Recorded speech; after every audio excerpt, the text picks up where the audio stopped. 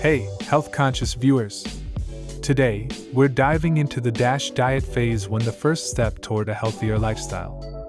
If you're ready to boost your heart health and make positive changes, you're in the right place. Let's get started. Before we delve into phase 1, let's quickly recap the DASH diet. DASH stands for Dietary Approaches to Stop Hypertension. It's a science-backed eating plan designed to lower blood pressure, reduce the risk of heart disease, and promote overall well-being. Now, let's talk about Phase 1. Phase 1, Calorie and Sodium Limits. Phase 1 of the DASH diet focuses on calorie and sodium limits. The goal is to help your body adjust to healthier eating habits.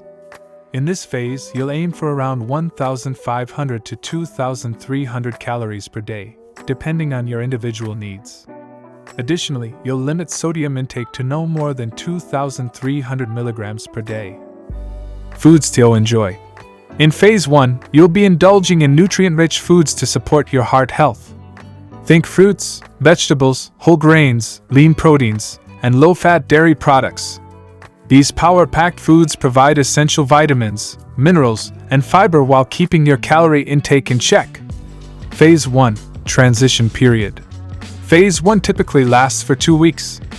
After that, you'll enter the transition period, where you'll gradually increase your daily calorie intake to around 1,800 to 2,300 calories. The sodium limit remains at 2,300 milligrams per day. If you found this information helpful, give it a thumbs up, and don't forget to subscribe for more health and nutrition tips. Thanks for joining me today. See you in the next video. Happy DASH dieting!